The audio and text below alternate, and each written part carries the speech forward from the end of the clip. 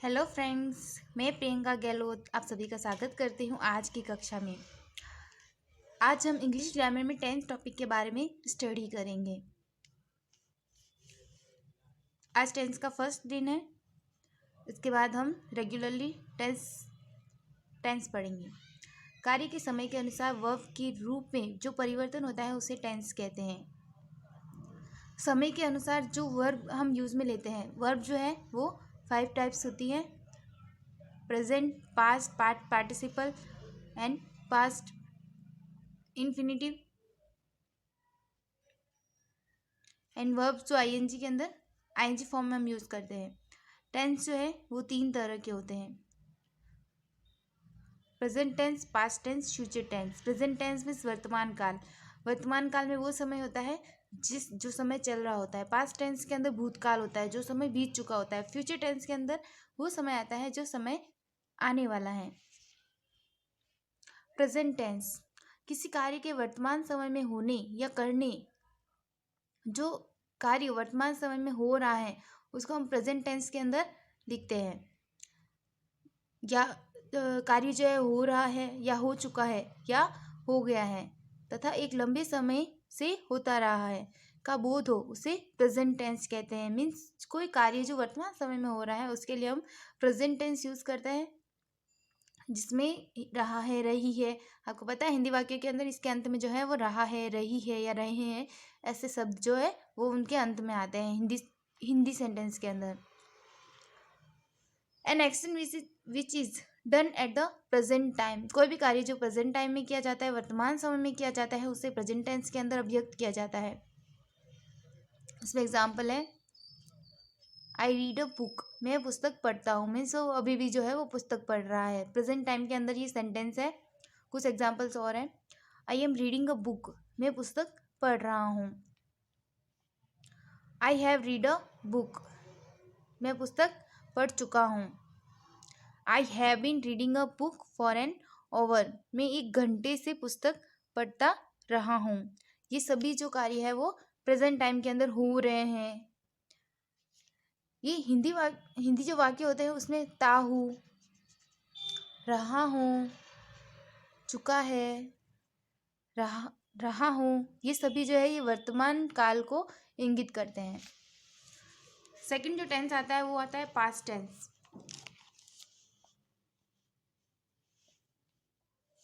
Past tense किसी कार्य के बीते हुए समय में होने या करने, जो समय बीत चुका है, मीन्स कल जो बीत चुका है, उनके लिए जो वो पास्ट टेंस का यूज़ करते हैं। किसी कार्य के बीते हुए समय में होने या करने, हो रहा था, हो चुका था, हो गया था, ये जो वर्ड है ये पास्ट टेंस के अंदर यूज़ होते हैं। इनकी हिंदी ट्रांसलेशन जब करते हैं तो ये वर्ड्स जो है वो इनके सेंटेंस के अंत में आते हैं। का बोध हो तो उसे पास्ट टेंस कहते हैं।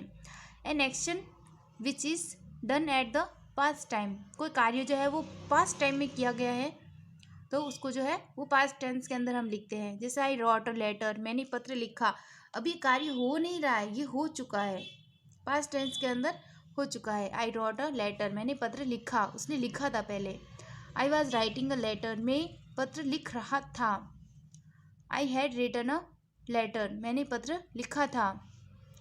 आई had been writing a letter for 2 days, मैं 2 दिनों से पत्र लिखता रहा था।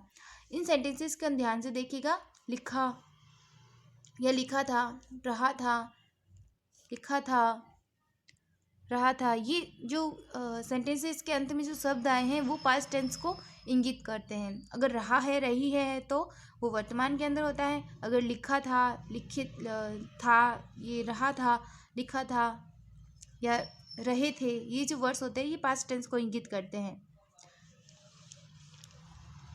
ये सब इनको टेंसेस को पहचानने के लिए भी काम में आते हैं। और फ्यूचर के अंदर जो कुछ वर्ड्स होते हैं जैसे रहा होगा, रहे होंगे या चुका होगा, ये जो वर्ड्स है वो फ्यूचर टेंस को इंगित करते हैं। तो हमें इंग्लिश से हिंदी ट्रांसलेशन करने में भी ये बहुत यूज़फुल होते हैं। फ्यूचर टेंस किसी कार्य के आने वाले समय में होने या करने, हो रहा होगा, हो चुका होगा या हो गया होगा तथा एक निश्चित समय से होता आ रहा होगा का बोध हो तो फ्यूचर टेंस कहते हैं। मीन्स कोई कार्य जो है वो आने वाले समय में होगा, हम उसकी सिर्फ योजना बना रहे हैं। हो रहा होगा, हो चुका होगा, मीन्स शायद वो हो चुका होगा, हो गया होगा, तथा एक निश्चित समय से होता आ रहा होगा, मतलब ऐसा होता आ रहा होगा, मतलब फ्यूचर की बात की जा रही है, भविष्य की बात की जा रही है। जो भविष्य के लिए जो प्लानिंग की जाती है उन सेंटेंसेस को फ्यूचर टेंस के अंदर लिखा जाता है, उन बातों को फ्यूचर टेंस के अंदर ही हम बात करते हैं। Example, I shall write a letter, मैं पत्र लिखूंगा। I shall be writing a letter, मैं पत्र लिखता रहूँगा। दिस सेंटेंसेस, इनके हिंदी की सेंटेंसेस के अर्थ में देखिए, लिखूंगा, रहूँगा, ये जो वर्ड्स है ये फ्यूचर को इंगित करते हैं, मतलब वो भविष्य में होता रहेगा, ऐसे भविष्य में हम करते रहेंगे।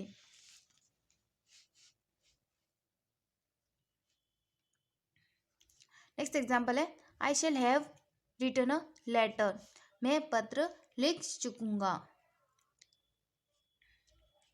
गागेगी, फ्यूचर भविष्य के लिए जो है वो गागेगी वर्ड्स भी हिंदी के अंत में आते हैं।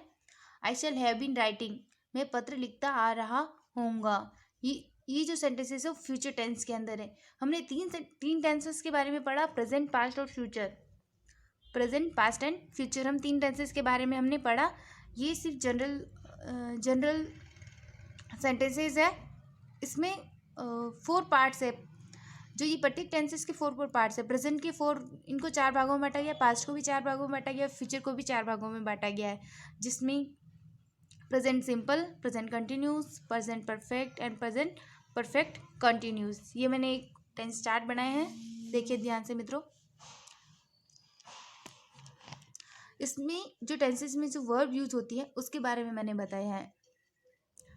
टेंस के अंदर जो फर्स्ट टेंस आता है वो आता है प्रेजेंट, सेकंड टेंस आता है पास्ट एंड फ्यूचर। इसके अंदर सबसे पहला आता है प्रेजेंट सिंपल। इसमें फर्स्ट फॉर्म और वर्ब के साथ एस ऐड करते हैं, ठीक है। और प्रेजेंट कंटिन्यूस, इसमें ERM और वर्ब की ING form.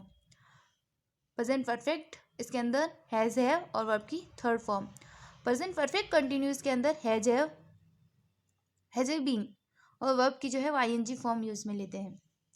Same past tense के अंदर वर्ब की सेकंड फॉर्म यूज आती है। पास्ट सिंपल के अंदर वर्ब की सेकंड फॉर्म यूज होती है। पास्ट कंटिन्यूस के अंदर वाज वर और वर्ब की ING फॉर्म। पास्ट परफेक्ट के अंदर हैड और वर्ब की थर्ड फॉर्म यूज होती है। और पास्ट परफेक्ट कंटिन्यूस के अंदर हैड बीन और वर्ब की फर्स्ट फॉर्म ING आती है। फ्यूचर सिंपल के अंदर विल, शैल और वर्ब की फर्स्ट फॉर्म यूज में लेते हैं। और फ्यूचर कंटिन्यूस में विल बी, शैल बी और वर्ब की ING फॉर्म यूज में आती है। परफेक्ट के अंदर, फ्यूचर परफेक्ट के अंदर विल हैव, शैल हैव और वर्ब की थर्ड फॉर्म यूज में लेते हैं। और फ्यूचर परफेक्ट कंटिन्यूस में will have been, shall have been और वर्ब की ING फॉर्म जो है उसका यूज हम करते हैं। आप इस चार्ट को कॉपी में भी नोट डाउन कर लें ताकि आपको भविष्य के लिए भी ये यूज़फुल रहे। इसके बारे में हम एक्सप्लेन करेंगे। नेक्स्ट वीडियो जो है वो प्रेजेंट सिंपल से मैं स्टार्ट करूँगी और उसके बारे में और भी अधिक हम सेंटेंस कैसे ट्रांसलेट करते हैं, हम इसको कैसे सेंटेंसेस को पहचान सकते हैं और प्रेजेंट टेंस का यूज़ किन सेंटेंसेस में होता है, इसके बारे में मैं कल जो नया वीडियो जो मैं अपलोड करूँगी उसमें आप इसके बारे में और आगे पढ़ सकते हैं।